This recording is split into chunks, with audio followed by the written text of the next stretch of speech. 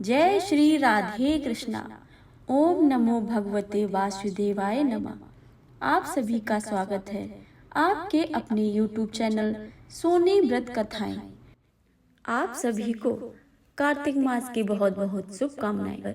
श्री सत्यनारायण व्रत कथा के संपूर्ण अध्याय तो आपसे अनुरोध है कि कथा को पूरा अवश्य सुने। कथा के संपूर्ण अध्याय सुनने से ही कथा का पूर्ण फल मिलता है। तो प्रेम से बोली भगवान गणेश की जय, विष्णु भगवान की जय, लक्ष्मी नारायण की जय, सभी देवी देवताओं की जय। श्री सत्यनारायण व्रत कथा का प्रथम अध्याय। एक समय की बात है, नैमिषारण्य तीर्थ में सौनिक आदि 88,000 ऋषियों ने श्री सूत जी से पूछा, हे प्रभु, इस कलयुग में वेद विद्या रहित मनुष्यों को प्रभु भक्ति किस प्रकार मिल सकती है तथा उनका उद्धार कैसे होगा। हे श्रेष्ठ मुनि, कोई ऐसा तप बताइए जिससे थोड़े समय में ही पुण्य मिल जाए और मनवांछित फल भी मिल जाए। इस प्रकार की कथा सुनने की हम इच्छा रखते हैं। सर्वशास्त्रों के ज्ञाता सूत जी बोले, हे वैष्णवों पूज्य, आप सभी ने प्राणियों के हित की बहुत अच्छी बात पूछी है, इसलिए मैं एक ऐसा श्रेष्ठ व्रत को आप लोगों को बताऊंगा जिससे नारद जी ने लक्ष्मी नारायण जी से पूछा था और लक्ष्मीपति ने मुनि श्रेष्ठ नारद जी से कहा था। अब आइए ध्यान लगाकर सुनो। एक समय की बात है, योगी राज नारद जी दूसरों के हित की इच्छा के लिए अनेकों लोकों में घूमते हुए मृत्यु लोक में आ पहुंचे। यहाँ उन्होंने अनेक योनियों में जन्मे प्राह सभी मनुष्यों को अपने कर्मों द्वारा अनेकों दुखों से पीड़ित देखा। उनका दुख देखकर नारद जी सोचने लगे कि ऐसा क्या यत्न किया जाए जिसके करने से निश्चित रूप में मानवों के दुखों का अंत हो जाए।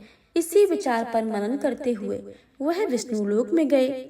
वहां वह देवों के ईश भगवान नारायण की स्तुति करने लगे, जिनके हाथों में शंख, चक्र, गदा और पद्म था। गले में वरमाला पहने हुए थे। स्तुति करते हुए नारद जी बोले, हे भगवान, आप अत्यंत शक्ति से संपन्न हैं। मन तथा वाणी भी आपको नहीं पा सकती है। आपका आदि मध्य तथा अंत नहीं है। निर्गुण स्वरूप सृष्टि के कारण भक्तों के दुखों को दूर करने वाले आपको मेरा नमस्कार है। नारद जी की स्तुति को सुनकर विष्णु भगवान बोले, हे मुनि श्रेष्ठ, आपके मन में क्या बात है? आप किस काम के लिए पधारे हैं, उसे निसंकोच मुझसे कहिए। इस पर नारद मुनि बोले, मृत्यु लोक में अनेक योनियों में जन्मे हुए मनुष्य अपने कर्मों के द्वारा अनेक दुखों से दुखी हो रहे हैं। हे नाथ, आप मुझ पर दया रखते हैं तो बताइए कि वो मनुष्य थोड़े प्रयास से ही अपने दुखों से कैसे छुटकारा पा सकते हैं। श्री हरि बोले, हे नारद, मनुष्यों की भलाई के लिए तुमने बहुत अच्छी बात पूछी है, जिसके करने से मनुष्य मोह से छूट जाता है।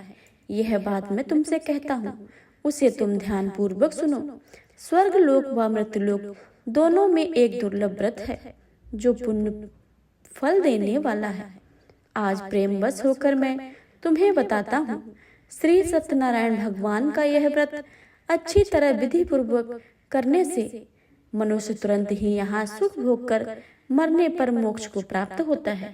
श्री हरि के ऐसे वचनों को सुनकर नारद जी बोले, उस व्रत का क्या फल है और उसका विधान क्या है? यह व्रत किसने किया था? इस व्रत को किस दिन करना चाहिए?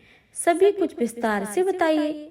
नारद जी की बात सुनकर श्री हरि बोले, दुख व शोक को दूर करने वाला यह व्रत सभी स्थानों पर विजय दिलाने वाला है। मानव को भक्ति व श्रद्धा के साथ शाम को श्री सत्यनारायण की पूजा धर्मपरायण होकर ब्राह्मणों व बंधुओं के साथ करनी चाहिए। भक्ति भाव से हुई नैवेद्य केले का फल, घी, दूध और गेहूं का आटा सवाया ले ले। गेहूं के स्थान पर साठी का आटा, शक्कर तथा गुड़ लेकर सभी भक्षण योग पदार्थों को मिलाकर भगवान का भोग लगाएं। बांधवों सहित बंधु को भोजन करवाएं।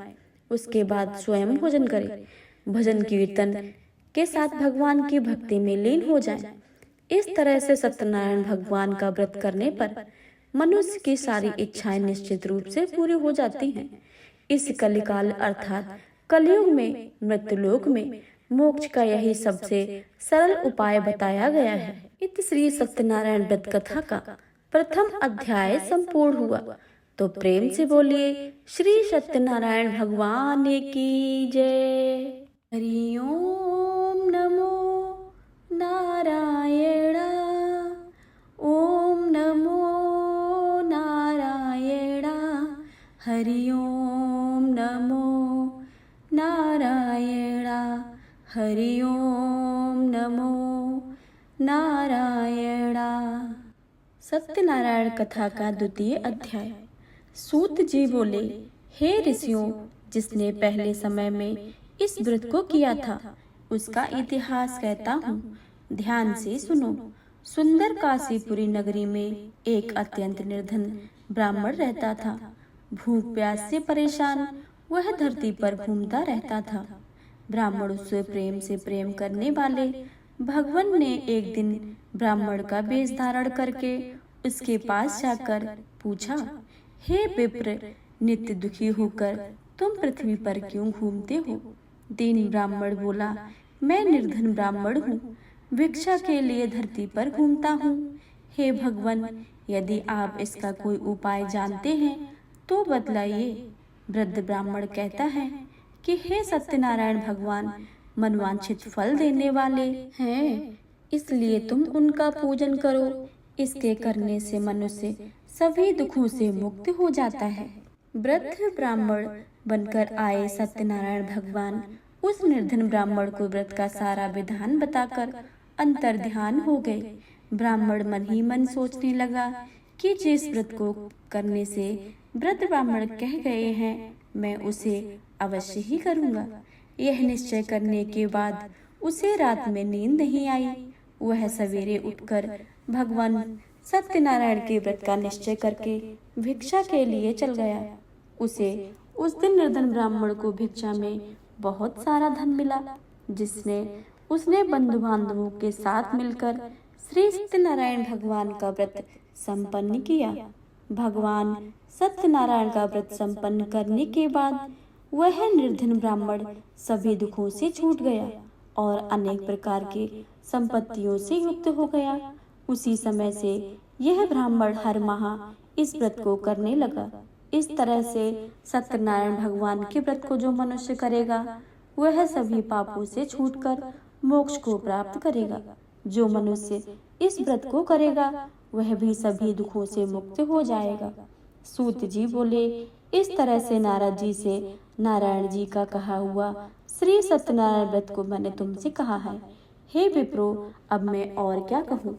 ऋषि बोले, हे मुनिवर, संसार में उस विप्र से सुनकर और किस किस ने इस व्रत को किया है यह सब हमें सुनाना, और इसके लिए हमारे मन में श्रद्धा का भाव और भी बढ़ गया है। सूत जी बोले, हे मुनियों, जिसने इस व्रत को किया है अब वह सुनो। एक समय वही विप्र धन के ऐश्वर्य के अनुसार अपने बंधु बांधवों के साथ इस व्रत को करने को तैयार हुआ। उसी समय एक लकड़ी बेचने वाला बूढ़ा आदमी वहां पर आया और लकड़ियां बाहर रखकर अंदर ब्राह्मण के घर में गया। प्यास से दुखी होकर वह लकड़हारा उनको व्रत करते देखकर विप्र को नमस्कार करके पूछने लगा कि आप यह क्या कर रहे हैं तथा इसे करने से किस फल की प्राप्ति होती है, कृपया करके मुझे भी बतलाइए। ब्राह्मण ने कहा कि सब मनोकामनाओं को पूरा करने वाला यह सत्यनारायण भगवान का व्रत है, जिनकी कृपा से ही मेरे घर में धन्य धान्य आदि की वृद्धि हुई है। विप्र से सत्यनारायण व्रत के बारे में जानकर लकड़हारा बहुत प्रसन्न हुआ। चरणामृत लेकर वह प्रसाद खाने के बाद वह अपने घर गया। लकड़हारे ने अपने मन में संकल्प किया कि आज लकड़ी बेचने में जो धन मिलेगा उसे श्री सत्यनारायण भगवान का उत्तम व्रत करूंगा। मन ही मन इस विचार को लेकर बूढ़ा आदमी सिर पर लकड़ियां रखकर उस नगर को बेचने गया जहां धनी लोग ज्यादा रहते थे। उस नगर से उसे अपनी लकड़ियों का दाम पहले से 4 गुना अधिक मिला। बूढ़ा प्रसन्नता के साथ दाम लेकर केले, शक्कर, घी, दूध, दही और गेहूं का आटा लेकर आया और भगवान सत्यनारायण भगवान के व्रत की अन्य सामग्रियां लेकर अपने घर गया। वहां उसने अपने बंधु बांधवों को बुलाकर विधि विधान से भगवान सत्यनारायण भगवान की पूजन का व्रत किया और इस व्रत के प्रभाव से वह बूढ़ा लकड़हारा धन पुत्र आदि से युक्त होकर संसार के समस्त सुखों को भोगकर अंतकाल में वैकुंठ धाम चला गया। इति श्री सत्यनारायण व्रत की द्वितीय अध्याय संपूर्ण हुआ। प्रेम से बोलिए श्री सत्यनारायण स्वामी की जय। श्रीमन नारायण नारायण नारायण भजमन नारायण नारायण नारायण श्रीमन नारायण नारायण नारायण भजमन नारायण नारायण नारायण। श्री सत्यनारायण भगवान की जय। सत्यनारायण व्रत कथा का तीसरा अध्याय। सूत जी बोले, हे श्रेष्ठ मुनियों, अब आगे की कथा कहता हूँ। पहले समय में उल्का मुख नाम का एक बुद्धिमान राजा था। वह सत्यवक्ता और जितेंद्रिय था। प्रतिदिन देव स्थानों पर जाता था और निर्धनों को धन देकर उनके कष्टों को दूर करता था। उनकी पत्नी कमल के समान मुख वाली तथा सती साध्वी थी। भद्रशील नदी के तट पर उन दोनों ने श्री सत्यनारायण भगवान का व्रत किया। उस समय साधु नाम का एक वैश्य उनके पास आकर बोला और राजा को व्रत करते देखकर वह विनय के साथ पूछने लगा, हे राजन, भक्ति भाव से पूर्ण होकर आप यह क्या कर रहे हैं? मैं सुनने की इच्छा रखता हूँ, तो आप मुझे बतलाइए। राजा बोले, हे साधु, अपने बंधु बांधवों के साथ पुत्र आदि की प्राप्ति के लिए एक महाशक्तिमान श्री सत्यनारायण भगवान का व्रत व पूजन कर रहा हूँ। राजा के वचनों को सुनकर साधु आदर से बोला, हे राजन, मुझे इस व्रत का सारा विधान कहिए। आपके कथा के अनुसार मैं इस व्रत को करूँगा। मेरी भी संतान नहीं है और इस व्रत को करने से निश्चित ही रूप में मुझे संतान की प्राप्ति होगी। राजा से व्रत का सारा विधान सुनकर व्यापार से निवृत्त होकर वह अपने घर चला गया। साधु वैश्य ने अपनी पत्नी को संतान देने वाले इस व्रत का वर्णन कह सुनाया और कहा कि जब मेरी संतान होगी तब मैं यह व्रत अवश्य ही करूँगा। साधु ने इस तरह के वचन अपनी पत्नी लीलावती से कहा।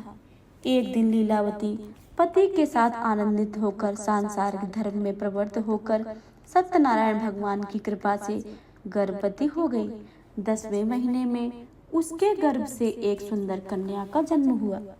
दिनों दिन वह ऐसे बढ़ने लगी जैसे शुक्ल पक्ष में चंद्रमा की कला बढ़ती है। माता पिता ने अपनी कन्या का नाम कलावती रखा।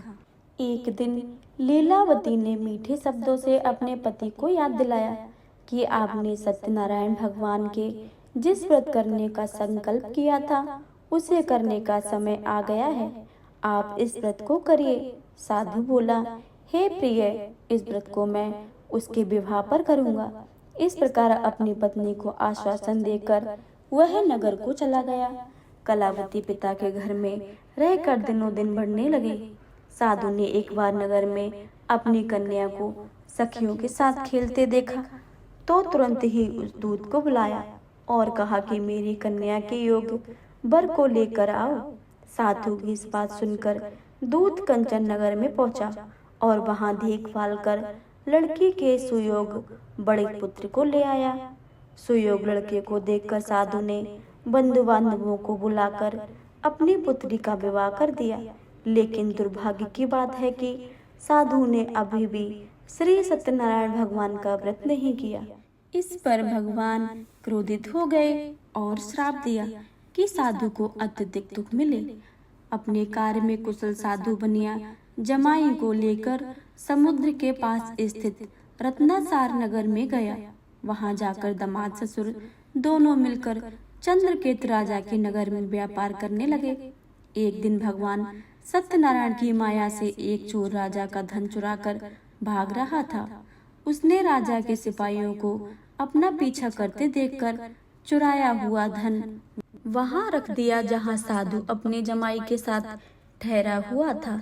राजा के सिपाहियों ने साधु वैश्य के पास राजा का धन पड़ा देखा तो वह ससुर जमाई दोनों को बांधकर प्रसन्नता से राजा के पास ले गए और कहा कि उन दोनों चोरों को हम पकड़ लाए हैं और आप आगे की कार्रवाई की आज्ञा दें। राजा की आज्ञा से उन दोनों को कठिन कारावास में डाल दिया गया और उनका सारा धन उनसे छीन लिया गया। श्री सत्यनारायण भगवान के श्राप से साधु की पत्नी भी बहुत दुखी हुई। घर में जो धन था वह चोर चुरा ले गए। शारीरिक तथा मानसिक पीड़ा व भूख प्यास से अति व्याकुल होकर अन्न की चिंता में कलावती एक ब्राह्मण के घर गई। वहां उन्होंने श्री सत्यनारायण भगवान का व्रत होते देखा, फिर कथा भी सुनी और प्रसाद ग्रहण करके रात्र को घर वापस आई। माता ने कलावती से पूछा, हे पुत्री, अब तक तुम कहाँ थी? तेरे मन में क्या है? कलावती ने अपनी माता से कहा, हे माता, मैंने एक ब्राह्मण के घर में श्री सत्यनारायण भगवान का व्रत देखा है। कन्या के वचनों को सुनकर लीलावती भगवान के पूजन की तैयारी करने लगी। लीलावती ने परिवार व बांधवों सहित सत्यनारायण भगवान का पूजन किया और उनसे वर मांगा कि मेरे पति तथा जमाई शीघ्र ही घर आ जाएं। साथ ही यह प्रार्थना की कि हम सबका अपराध क्षमा करें। श्री सत्यनारायण भगवान इस व्रत से संतुष्ट हो गए और राजा चंद्रकेतु को सपने में दर्शन देकर कहा, हे राजन, तुम उन दोनों वैश्यों को छोड़ दो और तुमने उनका जो धन लिया है उसे भी वापस कर दो। अगर तुमने ऐसा नहीं किया तो मैं तुम्हारा धन, राज्य व संतान सभी को नष्ट कर दूंगा। राजा को यह सब सुनकर भगवान अंतर्ध्यान हो गए। प्रातःकाल सभा में राजा ने अपना सपना सुनाया, फिर बोले, बड़े पुत्रों को कैद से मुक्त करके सभा में ले आओ। दोनों ने आते ही राजा को प्रणाम किया। राजा मीठी वाणी में बोला, हे मानवो, भाग्यवश ऐसा कठिन दुख तुम्हें प्राप्त हुआ है, लेकिन अब तुम्हें कोई भय नहीं है। ऐसा कहकर राजा ने उन दोनों को नए वस्त्र और आभूषण देकर जितना धन उनका लिया था उससे दुगना धन वापस कर दिया। दोनों वैसे अपने घर को चल दिए। इति श्री सत्यनारायण व्रत कथा का तृतीय अध्याय संपूर्ण हुआ। प्रेम से बोलिए श्री सत्यनारायण स्वामी की जय। श्रीमन नारायण नारायण नारायण, श्रीमन नारायण नारायण नारायण, भजमन नारायण नारायण नारायण, श्रीमन नारायण नारायण नारायण। श्री सत्यनारायण भगवान की जय। सत्यनारायण व्रत कथा का चतुर्थ अध्याय। श्री सूत जी बोले, वैश्य ने मंगलाचार करके अपनी यात्रा आरंभ की और अपने नगर की ओर चल दिए। उनके थोड़ी दूर जाने पर एक दंडी वेशधारी श्री सत्यनारायण ने पूछा, हे साधु, तेरी नाव में क्या है? अभिवाड़ी बड़ी हंसता हुआ बोला, हे दंडी, आप क्यों पूछते हो? क्या धन लेने की इच्छा है? मेरी नाव में तो बेल और पत्ते भरे हुए हैं। वैश्य के कठोर वचनों को सुनकर भगवान बोले, तुम्हारा वचन सत्य हो। दंडी ऐसा वचन कहकर वहां से दूर चले गए। कुछ दूर जाकर समुद्र के किनारे बैठ गए। दंडी के जाने के बाद साधु वैश्य ने नित्य क्रमों से पश्चात नाव को ऊंची उठकर देखता हुआ अचंभा माना और नाव में बेल पत्ते आदि देखकर मूर्छित होकर जमीन पर गिर पड़ा। मूर्छा खुलने पर वह अत्यंत शोक में डूब गया तथा तब उसका दिमाग हुआ कि आप शोक न मनाएं, यह दंडी का शाप है, इसलिए हमें उनकी शरण में जाना चाहिए, तभी हमारी मनोकामना पूरी होगी।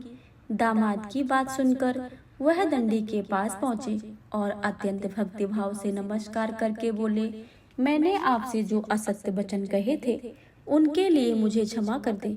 ऐसा कहकर महान शोकातुर होकर रोने लगे तथा तब दंडी भगवान बोले, हे बड़े पुत्र, मेरी आज्ञा से बार बार तुम्हें दुख को प्राप्त हो रहा है। तू मेरी पूजा से विमुख हुआ है। साधु बोला, हे भगवान, आपकी माया में ब्रह्मा आदि देवता भी आपके रूप को नहीं जानते हैं। तब मैं अज्ञानी कैसे जान सकता हूँ। आप प्रसन्न होइए, अब मैं सामर्थ्य के अनुसार आपकी पूजा करूँगा। मेरी रक्षा करो और पहले के समान नौका में धन भर दो। साधु वैश्य के भक्तिपूर्व वचनों को सुनकर भगवान प्रसन्न हुए और उसकी इच्छा के अनुसार वरदान देकर अंतर्ध्यान हो गए। ससुर जमाई जब नाव पर आए तो नाव में धन भरी हुई थी और वही अपने अन्य साथियों के साथ श्री सत्यनारायण भगवान का पूजन कर अपने नगर को चल दिए।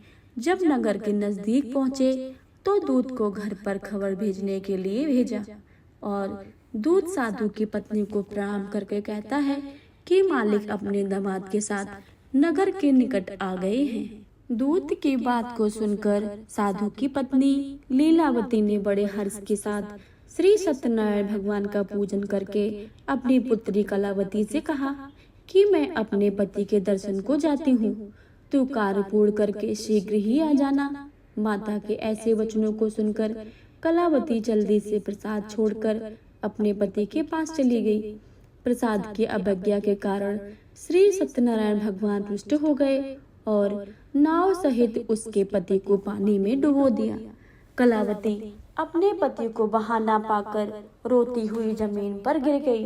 नौका को डूबा हुआ देखकर कन्या को रोता हुआ देख साधु दुखी होकर बोला, हे प्रभु, मुझसे मेरे परिवार से जो भूल हुई है उसको क्षमा कर दीजिए। साधु के दीन वचनों को सुनकर श्री सत्यनारायण भगवान प्रसन्न हो गए और आकाशवाणी हुई, हे साधु, तेरी पत कन्या मेरा प्रसाद को छोड़कर आई है, इसलिए इसका पति अदृश्य हो गया है। यदि वह घर जाकर प्रसाद खाकर लौटती है तो इसे इसका पति अवश्य ही मिलेगा। ऐसी आकाशवाणी सुनकर कलावती घर पहुंचकर प्रसाद ग्रहण करती है और फिर आकर अपने पति के दर्शन करती है। उसके बाद साधु अपने बंधु बांधवों सहित श्री सत्यनारायण भगवान का विधि विधान से पूजन करता है और तथा इस लोक में सुख भोग कर अंत में स्वर्ग को जाता है। इति श्री सत्यनारायण भगवान व्रत की कथा का 4th अध्याय संपूर्ण हुआ। प्रेम से बोलिए श्री सत्यनारायण स्वामी की जय। श्रीमन नारायण नारायण नारायण, श्रीमन नारायण नारायण नारायण, श्रीमन नारायण नारायण नारायण। प्रेम से बोलिए श्री सत्यनारायण स्वामी की जय। श्री सत्यनारायण व्रत कथा का 5वां अध्याय। सूत जी बोले, हे ऋषियों, मैं और अब एक कथा का सुनाता हूँ, उसे भी आप ध्यान पूर्वक सुनो। प्रजापालन में लीन त्वंगध्वज नाम का एक राजा था। उसने भी भगवान का प्रसाद त्याग कर बहुत ही दुखों को भोगा है। एक बार वन में जाकर वन पशुओं को मारकर वह वट के पेड़ के नीचे आया और वहां उसने ग्वालों को भक्ति भाव से अपने बांधवों के सहित भगवान सत्यनारायण व्रत का पूजन करते देखा। अभिमान बस राजा ने उन्हें देखकर भी पूजा स्थान पे नहीं गया और ना ही उसने भगवान को नमस्कार किया। ग्वालों ने राजा को प्रसाद दिया, लेकिन उसने प्रसाद को नहीं खाया और प्रसाद को वहीं छोड़कर अपने नगर को चला गया। जब वह नगर में पहुंचा तब वह सब कुछ तहस नहस हुआ पाया तो वह शीघ्र ही समझ गया कि यह भगवान ने ही किया है। वह दोबारा ग्वालों के पास पहुंचा और विधि पूर्वक पूजा करके प्रसाद खाया तो श्री सत्यनारायण भगवान की कृपा से सब कुछ पहले जैसा हो गया। दीर्घ काल तक सुख भोगने के बाद मरणोपरांत उसे स्वर्गलोक की प्राप्ति हुई। जो मनुष्य परम दुर्लभ इस व्रत को करेगा तो भगवान श्री सत्यनारायण की अनुकंपा से उसे धन धान्य की प्राप्ति होगी। निर्धन धनी हो जाता है और भय मुक्त होकर जीवन जीता है। संतानहीन मनुष्य को संतान सुख मिलता है और सारे मनोरथ पूर्ण होकर मानव अंतकाल तक वैकुंठ को जाता है। सूत जी बोले, जिन्होंने पहले इस व्रत को किया था अब उनके दूसरे जन्म की कथा मैं सुनाता हूँ। वृद्ध सनातन ब्राह्मण सुदामा का जन्म लेकर मोक्ष की प्राप्ति की। लकड़हारे ने अगले जन्म में निषाद बनकर मोक्ष की प्राप्त किया। उल्का मुख नाम का राजा दशरथ होकर वैकुंठ को गए और साधु नाम के वैश्य ने मोर ध्वज बनकर अपने पुत्र को आगे से चीरकर मोक्ष को पाया। महाराज तुंगध्वज ने स्वयं भू होकर भगवान से भक्ति युक्त होकर कर्म पर मोक्ष को पाया। श्री सत्यनारायण व्रत कथा का 5वां अध्याय संपूर्ण हुआ। प्रेम से बोलिए श्री सत्यनारायण स्वामी की जय। अब आप सभी सुनेंगे श्री सत्यनारायण भगवान की आरती। जय लक्ष्मी रमणा स्वामी, जय लक्ष्मी रमणा, सत्यनारायण स्वामी, सत्यनारायण स्वामी, जनपातक हरिणा, ओम जय लक्ष्मी रमणा। रत्न जड़ित सिंहासन, अद्भुत छवि राजे, नारद करत निरंतर, नारद करत निरंतर, घंटा ध्वनि बाजे, ओम जय लक्ष्मी रमणा। प्रगट भये कलिकाल, तुझको दरस दिए, बूढ़ा ब्राह्मण बने कर, बूढ़ा ब्राह्मण बने कर, कंचन महल किए, ओम जय लक्ष्मी रमणा। दुर्लभ भील कठारो, जिन पर कृपा करी, चंद्रचूड़ के राजा, चंद्रचूड़ के राजा, तिनकी विपदि हरी, ओम जय लक्ष्मी रमणा। वैश्य मनोरथ पायो, श्रद्धा तज दीनी, सो फल भोग्यो प्रभु जी, सो फल भोग्यो प्रभु जी, फिर इस तुत कीनी, ओम जय लक्ष्मी रमणा। भक्ति भाव के कारण छिन छिन रूप धरो, श्रद्धा धारण कीनी, तिनके काज सरयो, ओम जय लक्ष्मी रमणा। ग्वाल बाल संग राजा, वन में भक्ति करी, मन वांछित फल दीनो, मन वांछित फल दीनो, दीन दयाल हरि, ओम जय लक्ष्मी रमणा। चढ़त प्रसाद सवायो, कंदली फल मेवा, धूप दीप तुलसी से, राजी सत्य देवा, ओम जय लक्ष्मी रमणा। श्री सत्यनारायण जी की आरती जो कोई नर गावे, रिद्धि सिद्धि सुख संपत्ति, रिद्धि सिद्धि सुख संपत्ति, सहज रूप पावे, ओम जय लक्ष्मी रमणा। जय लक्ष्मी रमणा स्वामी, जय लक्ष्मी रमणा, सत्यनारायण स्वामी, सत्यनारायण स्वामी, जनपातक हरिणा, ओम जय लक्ष्मी रमणा। प्रेम से बोली श्री सत्यनारायण स्वामी की जय।